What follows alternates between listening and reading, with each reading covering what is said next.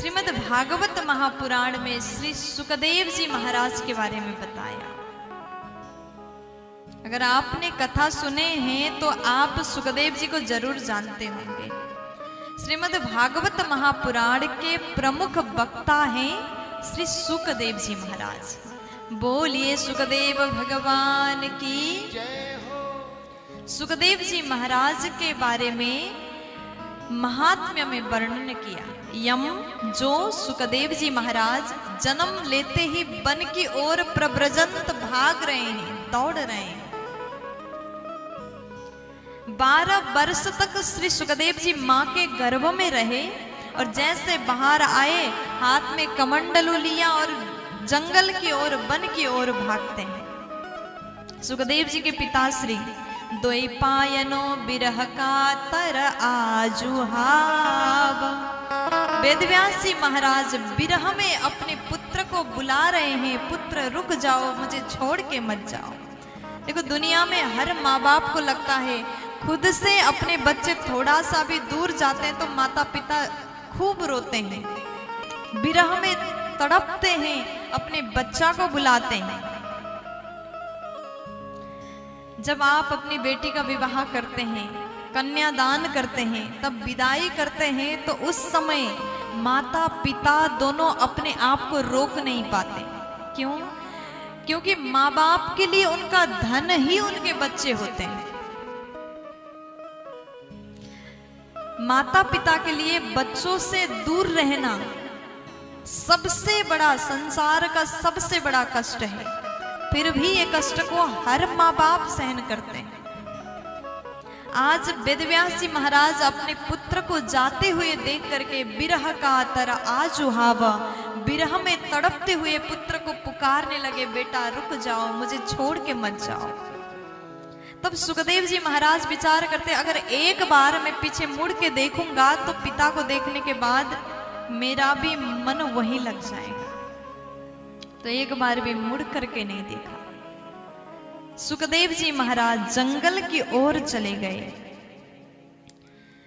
जैसे सुखदेव जी महाराज चले गए, व्यास जी रो रहे हैं। सुखदेव जी मुड़ करके नहीं देखे, लेकिन वन के वृक्षों ने व्यास जी से कहा, महाराज आप तो ज्ञानी हैं, आप परोपकारी हैं, आप संत हैं और आप स्वयं एक पुत्र के विरह में इस प्रकार रो रहे हैं। हमें देखिए, हम वृक्ष में कितने फल लग जाते हैं, लेकिन हम चाह करके भी एक फल को भी अपने पास में बचा करके नहीं रखते। वृक्ष को जरा देखिए, वृक्ष का जीवन परोपकार में ही बीत जाता है। जब वृक्ष में फल फूल आते हैं ना, तो हम लोग उसे तोड़ लेते हैं। एक फल भी अगर वृक्ष में बच जाए तो पत्थर मार के तोड़ेंगे, लेकिन एक फल भी वहां बचने नहीं देंगे। फूल को तोड़ेंगे, फल को तोड़ेंगे। जब वृक्ष फल फूल विहीन हो जाए तो लकड़ी को भी काट करके उपयोग करेंगे। इस प्रकार वृक्ष ने अपने पूर्ण जीवन को परोपकार में व्यतीत कर दिया। लेकिन हम इंसान होकर के हमने क्या किया जीवन में? अपने जीवन को देखिए, आपने कभी किसी का भला किया है? कभी आपने अपने जीवन में परोपकार किया है? आप अपने आप से पूछिए, जवाब आप स्वयं को प्राप्त होगा। परोपकार किया है तो बहुत अच्छी बात है, परोपकार नहीं किया है तो कभी कभी कर लिया करो। ये मानव तन भगवान ने हमें दिया, केवल खुद के लिए जीने के लिए नहीं दिया। आपका ये शरीर दूसरों के लिए भी कुछ कर सके, तभी आपका जीवन जीना सार्थक है। परोपकारार्थ मिदम शरीरम, ये शरीर परोपकार के लिए प्राप्त हुआ है।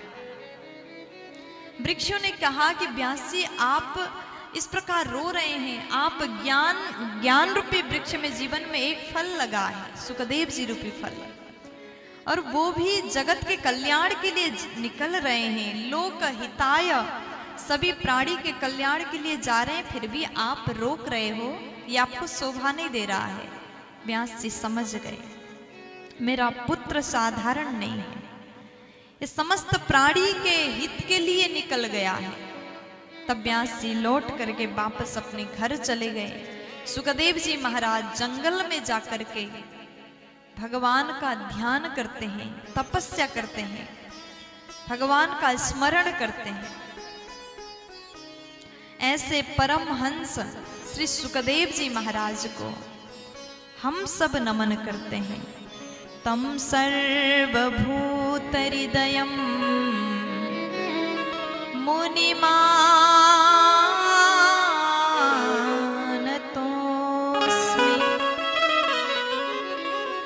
श्री सुखदेव जी महाराज को हम सभी नमन करते हैं। बोलिए सुखदेव भगवान की,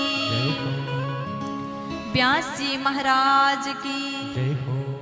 ये भागवत कथा के प्रमुख वक्ता श्री सुखदेव जी, उनको प्रणाम करने के बाद